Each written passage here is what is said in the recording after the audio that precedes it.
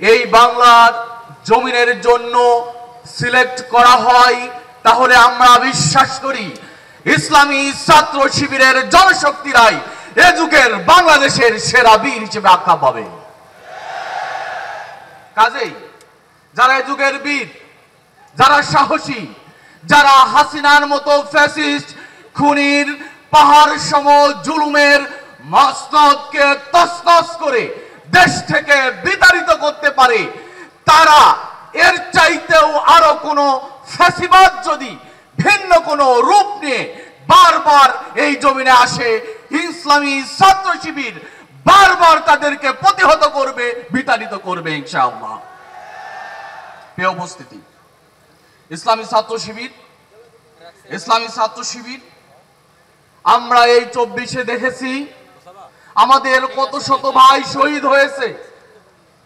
আমাদের শহীদদের সংখ্যা আমি মনে করি 24-এর আন্দোলনের আমাদের শহীদরা অগণিত শহীদ, যাদেরকে আমরা কোনো সংখ্যার ফ্রেমে বেঁধে দিতে চাই না। আমাদের অসংখ্য শহীদ, অসংখ্য ত্যাগী, অসংখ্য যোদ্ধা যারা তাদের সর্বোচ্চ ত্যাগ দিয়ে এই বিপ্লবে নেতৃত্ব দিয়েছে।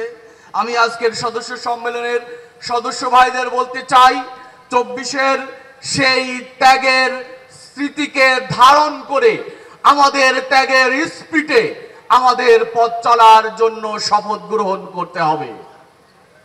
আমরা যদি 24-কে ভুলে যাই, আমরা যদি 24-এর এই দৃশ্যগুলো ভুলে যাই, তাহলে একদিন আস্তে আস্তে এই দৃশ্য বলার মানুষ থাকবে না।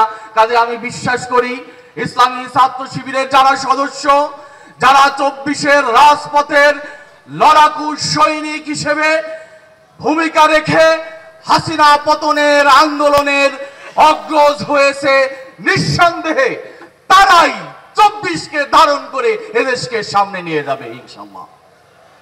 প্রিয় উপস্থিতি, আমি আমাদের সদস্য ভাইদেরকে বলতে চাই, যারা বিপ্লবী হবে, যারা মুজাহিদ হবে, আমাদের জিহাদ, আমাদের বিপ্লব আগামী দিনে সবচাইতে বড় বড় যে সমস্যাগুলো আসবে, আমাদের সবচাইতে বড় থ্রেট, বড় সমস্যা, সেই সমস্যা যে সমস্যা আদর্শিক সৌন্দর্য ব্যতীত সেই সমস্যার সমাধান করার সুযোগ নেই। কাজে ইসলামী ছাত্র শিবিরের যারা সদস্য, তাদের জ্ঞান, আমল, মুআমালাত, প্রজ্ঞা, দক্ষতা এবং যোগ্যতার মধ্য দিয়ে আদর্শিক যে থ্রেটগুলো আসবে সেটাকে প্রতিহত করে আমাদেরকে সামনে পথ মারিয়ে সামনে যেতে হবে। আমি প্রিয় সদস্যদেরকে সেই আহ্বানটাই করতে চাই। প্রিয় সদস্য ভাইয়েরা, আজকের সদস্য সম্মেলন যে সকল সদস্যরা অংশগ্রহণ করেছে, আমি বলবো এই সদস্যরা পুরো ইসলামী ছাত্র শিবিরের সকল জনশক্তিদেরকে পরিচালনা করে। আমাদের হাতে, ইসলামী ছাত্র শিবিরের হাতে যে পরিমাণ রিসোর্স রয়েছে, সেটাকে আমরা নিঃসন্দেহে আমরা আমাদের দৃষ্টিতে, ইসলামের দৃষ্টিতে আমরা বলতে পারি সেরা আমানত। আমরা আমাদের সেই জনশক্তি নামক আমানতদেরকে রক্ষা করতে চাই। যুগ, সময় এবং বর্তমানের আলোকে আমরা তাদেরকে গড়ে তোলার মধ্য দিয়ে যে কোনো পরিস্থিতি ফেস করে সঠিক জবাব দিতে চাই ইনশাআল্লাহ। প্রিয় উপস্থিতি, আমি আপনাদেরকে অনুরোধ করতে চাই, আমাদের জনশক্তি, আমাদেরকে ইসলামী আন্দোলনকে আগে বুঝতে হবে।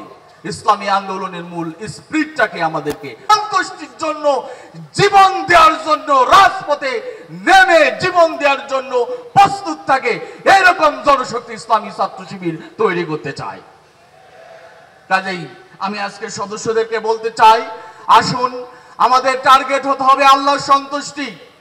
আমার কত ত্যাগ, আমি কত কারাগারে গিয়েছি, আমি কত সুন্দর কথা বলতে পারি, আমি কত চিন্তা করতে পারি, তার আগে আমাদের টার্গেট হলো আমাদের এই আন্দোলনের কর্মী হিসেবে আমি আল্লাহর সন্তুষ্টির জন্য কতটুকু পথ চলছি, কতটুকু কাজ করছি, এটা আমাদের প্রত্যাশা হওয়া উচিত। আসুন আমরা সেদিকে যেতে চাই।